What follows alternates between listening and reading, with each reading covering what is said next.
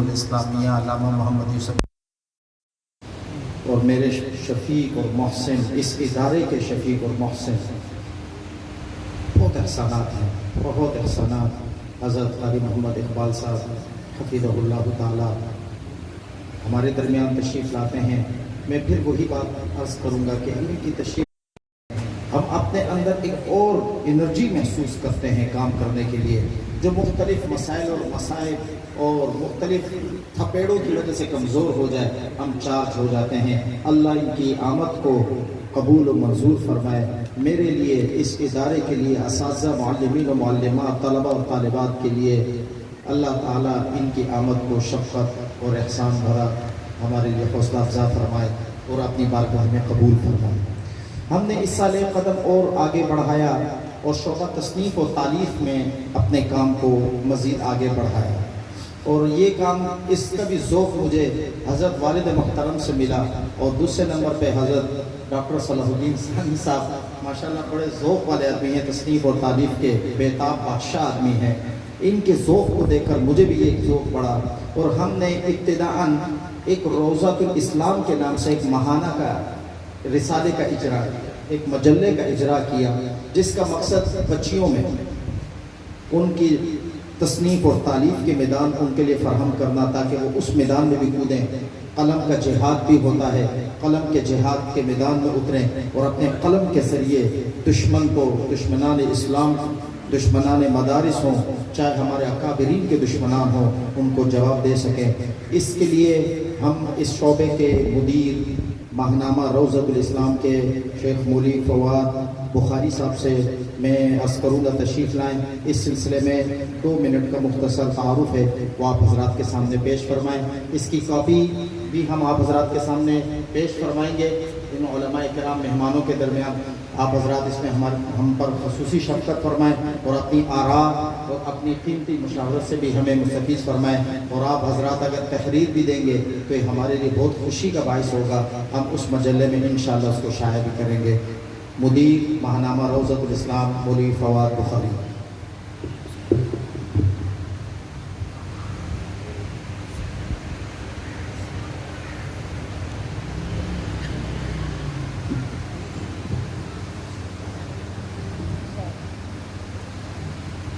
نحمده ونصلي ونسلم على رسوله الكريم، أما بعد، فأعوذ بالله من الشيطان الرجيم، بسم الله الرحمن الرحيم، ومن أحسن قولا ممن دعا إلى الله وعمل صالحا وقال إنني من المسلمين، وقال النبي صلى الله عليه وسلم خيركم من تعلم القرآن وعلمه، صدق الله العظيم وصدق رسوله النبي الكريم، ونحن على ذلك لمن الشاهدين والشاكرين، والحمد لله رب العالمين۔ ہزاروں نغمے وفا کے ان کی لبوں پہ آ کر مچل رہے ہیں، ہزاروں نغمے وفا کے ان کی لبوں پہ آ کر مچل رہے ہیں، لبوں پہ لیکن لگے ہیں پہرے تو بن کے آنسو نکل رہے ہیں۔ زباں ہے ساکت قلم ہے حیران، زباں ہے ساکت قلم ہے حیران، بتاؤں کیسے معراج پنہا، جو بحر غم میں اٹھا ہے طوفان تو دریا دریا دہل رہے ہیں۔ میرے واجب الاحترام، قابل صد احترام اساتذہ کرام، مہمانان گرامی، برادران ملت، السلام علیکم ورحمۃ اللہ وبرکاتہ۔ آج کی اس عظیم الشان اور پروقار تقریب میں جس موضوع سخن کا بار گراں اپنے ناتواں کندھوں پہ لیے چلا ہوں، وہ خدمات و تعارف جامعۃ القرآن کے نام سے معنون ہے۔ گو کہ میں اس قابل تو نہیں کہ اساتذہ کرام کی موجودگی میں اپنے معافی ضمیر کا اظہار جرأت لسانی سے کر پاؤں، مگر برادر مکرم محتمم جامع حاضر مولانا محمد طیب صالح صاحب دامت برکاتہم العالیہ کی شفقتوں، بے پایہ عنایتوں اور لازوال محبتوں کے سبب پابند ہوں کہ اپنے ناقص خیالات کے اظہار کروں اور چند چشم کشا حقائق کا پردہ چاک کروں۔ رب العزت کی بارگاہ سمدیت سے بسط آہذار التجا ہے کہ حق تعالیٰ حق سچ بات کہنے سننے بعد ازاں اس پر عمل کرنے کی توفیق عطا فرمائے، آمین یا رب العالمین۔ سامعین مکرم، اس دنیا رنگ و بو کے قیام کے روز اول سے جاری حق و باطل کے معرکہ آرائی بڑی دلچسپ، معنی خیز اور سنسنی رہی ہے۔ اس دوران کئی معرکے ہوئے، کئی میدان سجے، حق و باطل کے اس دنگل میں کئی گردنیں کٹی، کئی عورتیں بیوہ، کئی بچے یتیم ہوئے، کئی تکالیف کا سامنا کرنا پڑا۔ اہل حق کو آزمائش کی ہر پھٹی سے گزارا گیا، مگر بالآخر فتح یابی ہمیشہ حق کی ہوئی۔ یہ سلسلہ آج تک چلا آیا اور تاروز قیامت چلتا چلا جائے گا۔ اسی سلسلے کی ایک کڑی جامعۃ القرآن الکریم شیرشاہ کی ہے۔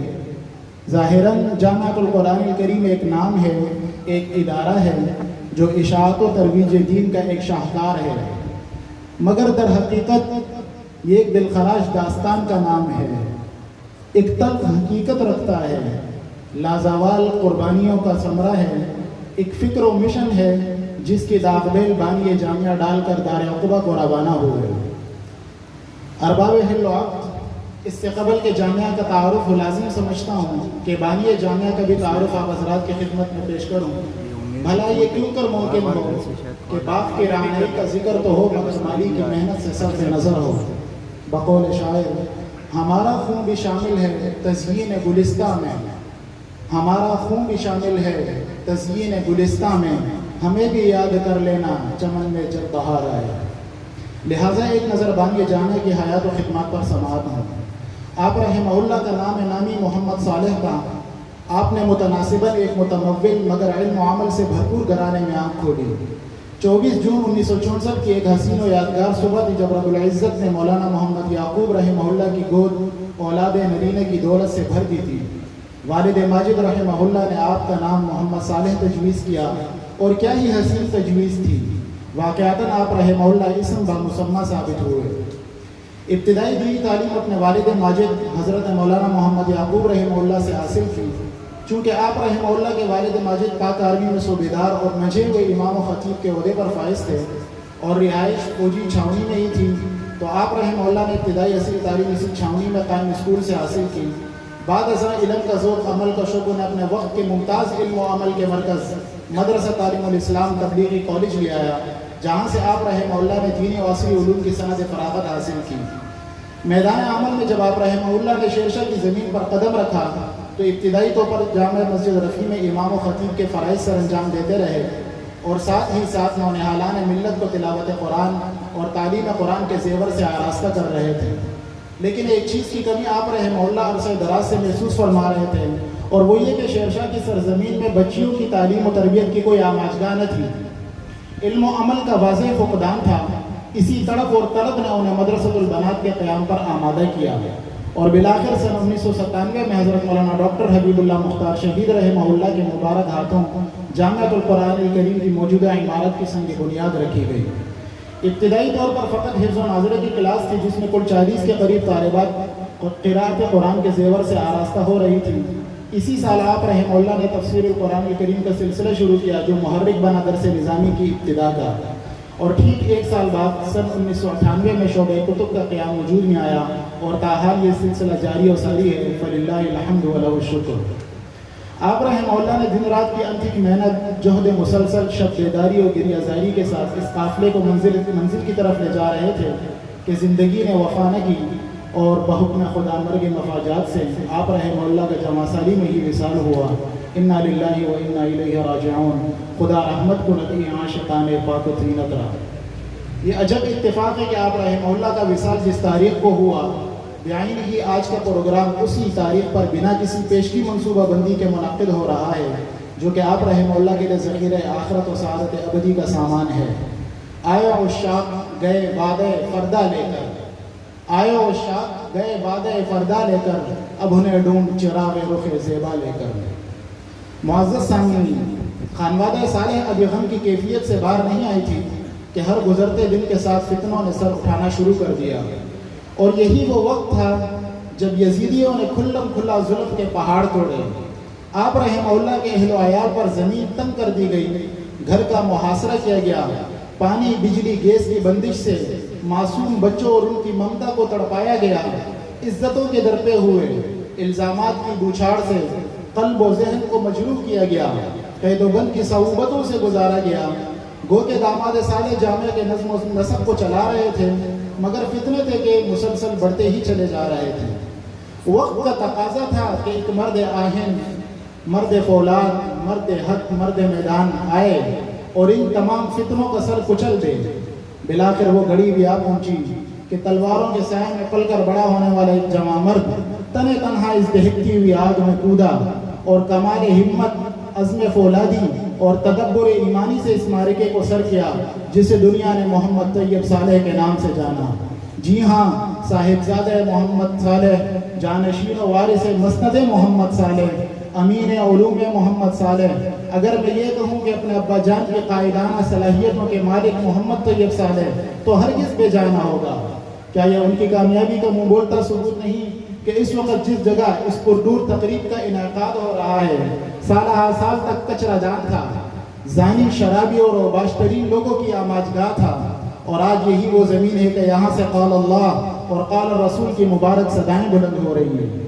یہی وجہ ہے کہ جب ذمہ داریوں کا کوہ گراں محمد طیب صالح کے ناتواں کندھوں پہ آیا تو انہوں نے بڑے آسان طریقے سے اپنے فرائض منصبی سے وفا کیا اور ہر گزرتے دن کے ساتھ جامعہ کو بفضلہ تعالی ایک الگ اور اونچی پرواز مہیا کیا، والحمدللہ علی ھذا۔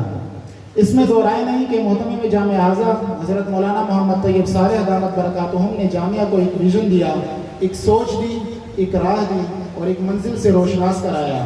بلا شبہ یہ ان کے لازوال قربانیوں کا نتیجہ ہے کہ جامعہ ہذا اس وقت کئی شعبوں میں مصروف عمل ہے، جس کا اجمالاً تذکرہ کچھ یوں ہے۔ جامعہ ہذا میں اس وقت شعبہ بنین و بنات میں حفظ و ناظرہ کی کل 17 کلاسیں ہیں، جس میں 476 کے قریب طلباء و طالبات نور قرآن سے منور ہو رہی ہیں۔ روزہ الف اور با جو ایکول ہے مونٹیسری کے 110 کے قریب طلباء و طالبات عصری علوم کے لیے تیاری کر رہے ہیں۔ شعبہ اسکول میں جماعت یکم تا ہشتم 310 کے قریب طلباء و طالبات عصری تعلیم کے حصول میں مگن ہیں۔ شعبہ درس نظامی میں اس وقت 120 طالبات علم و عمل کی ضیاء سے روشناس ہو رہی ہیں۔